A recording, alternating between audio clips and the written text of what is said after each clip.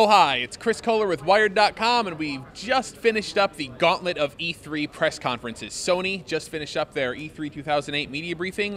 Chris Baker, a little light on content from Sony today. Yeah, in fact, they really set the tone at the beginning when they said, look at how much we still had to release 2 years into the original PlayStation's life cycle, 2 years into PlayStation 2's life cycle, which is pretty much saying, you know, we may not have the goods this year, but you know, we were planning long term. We've just begun to scratch the surface of what we intend to deliver for consumers in the months and years ahead. That is kind of like what it sounded to me, but Sony did take this opportunity to shore up their 2008 holiday lineup and remind us all that great games like Infamous are coming out for PS3 really soon. Yeah, and they made a real tentpole out of Little Big Planet, which is a really innovative, unusual game that really relies on the game users to create their own content.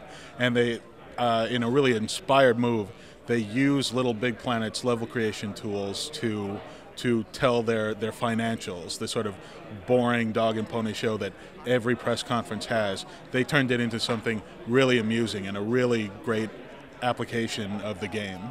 Yeah, and I mean, I could have watched Little Big Planet for the entire 90 minutes of the press conference myself, but they did not do it that way, and they showed some other games too. But again, very light on brand new game announcements. Ratchet and Clank Quest for Booty is a new game coming to the PlayStation Network this summer.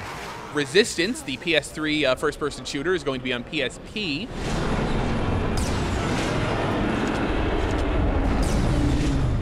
There was MAG, which is probably not up our alleys, but you know, the SOCOM franchise is enormously popular, and here is a not massively multiplayer but enormously multiplayer shooter, 256 players, based on that SOCOM brand.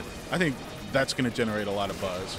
Yeah, really interesting, the idea of doing a 256-player online shooter game where you're all sort of organized into squads of 8 men, but then there's player persistence. You can grow your character over time, which is what they were talking about. So, but again, you know, the fact they only showed a kind of very early trailer of the game means that it's one of those things that's far, far out. In this holiday season, we're really looking at things, again, like Infamous, MotorStorm 2, and Little Big Planet, of course. Yeah, probably one of the big announcements with an immediate payoff was about their video store, which is finally in place. They have a few more partners than we'd maybe been led to believe. MGM, Lionsgate, and of course Sony Pictures movies will be up on there. But the interesting thing about the Sony PlayStation 3 video store is that it actually launches today. And so tonight, if you turn on your PS3, you can rent movies from between $3 and $6, or you can buy them from between $10 and $15. Download them right to your PS3, and then if you want to take them on the go with you, you can plug in your PSP and copy the movie straight over to that. So maybe you won't have the instant appeal of Microsoft's Netflix deal, where if you subscribe to Live and to Netflix, you can stream these movies for free. But again, PlayStation is doing the high-def content that Sony isn't at this point. They're really positioning themselves as kind of the cinephiles consoles between that and Blu-ray. One announcement that Sony kind of made under the radar is that they are going with one version of the PlayStation 3 going forward starting this fall. It's not going to have the PlayStation 2 backwards compatibility that some of the current models have, but it is going to have an 80-gigabyte hard drive. So if you want a PS3 that plays all your PS2 games, go out and buy the Metal Gear Solid 4 bundle package now, because later this year that's not going to exist anymore. And tellingly, they're not putting all their eggs in one basket.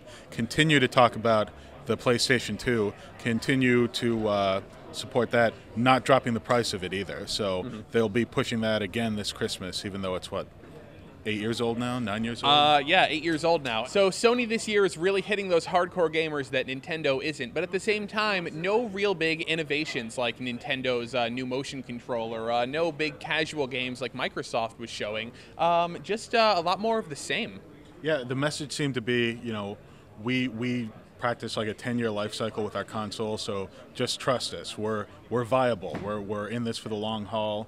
You know, we might not be blowing you away this year, but just wait till next year.